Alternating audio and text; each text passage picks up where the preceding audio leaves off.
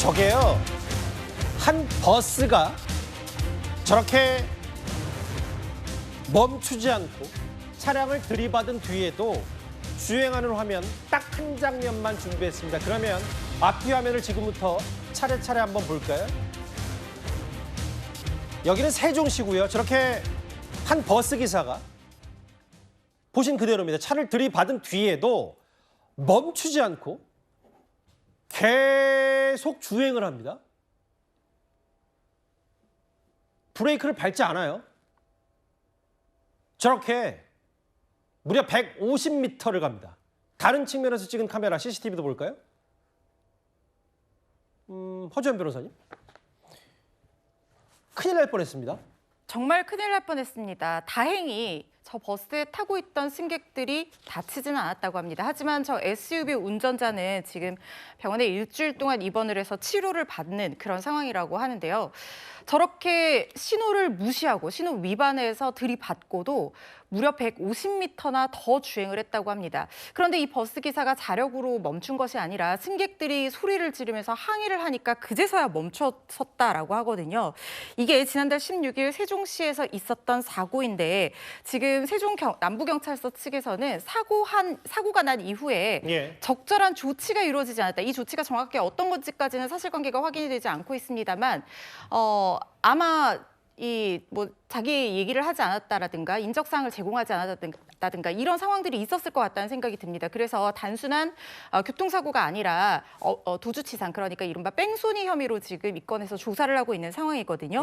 그런데 지금 이 버스 기사가 도대체 어떤 상태였길래 이렇게 운전을 할 수 있었던 것인가, 이 의문이 들 수가 있는데 지금 알려지기로는 음주나 약물 그리고 졸음운전을 하지는 또 않은 것으로 조사가 됐다고 합니다. 지금 버스 운전기사 주장으로는 사고 당시에 기억이 없다라고 진술을 하고 있는데 정확한 사실관계는 좀 조사가 필요해 보입니다. 보신 그대로 신호 대기 중이던 SUV, 흰색 SUV 차량을 뒤에서 들이받고 추도로에도 150m를 더 갔어요.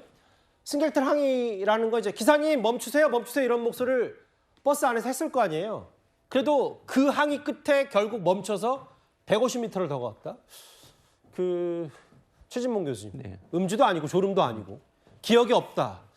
글쎄 이게 뭐 어느 정도까지 저희가 납득을 해야 됩니까? 그러니까 지금 상황으로는 납득하기 어려운 상황이죠. 그렇다고 해서 뭐 약물이나 치료를 받고 있다는 증거도 제출하지 않았어요. 본인은 지금 공고사직 당한 상태거든요. 왜냐하면 저런 형태로 운전을 했다고 하면 또 다른 사고가 날 수 있기 때문에 공고사직을 회사에서 했고 공고사직 받아들여서 사직된 상태인데 본인이 기억이 안 난다고 하는데 약물 치료는 받고 있지 않다. 또는 아까 말씀하신 것처럼 음주나 약물이나 이것도 전혀 없는 상태예요. 졸음운전한 것도 아니고.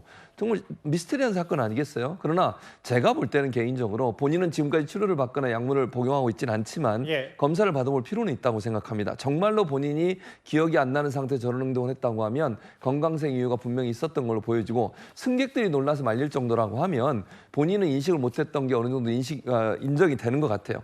이거는 분명히 본인 개인적인 건강의 문제를 체크할 필요가 있다 이런 생각이 듭니다. 다행히 천만다행으로 저 SUV 운전자가 일주일 정도 병원 치료를 받고 이제 퇴원을 했고 추가 인명피해는 없었는데 이게 마침 또 신호 대기 중이었고 좌회전 차량과 만약에 불상사까지 벌어졌으면 더 큰 피해가 일어날 수 있는 아찔한 상황이었습니다.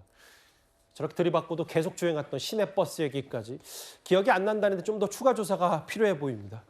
세종시에 납득이 되지 않는 버스 추돌 사고 얘기까지 만나봤고요.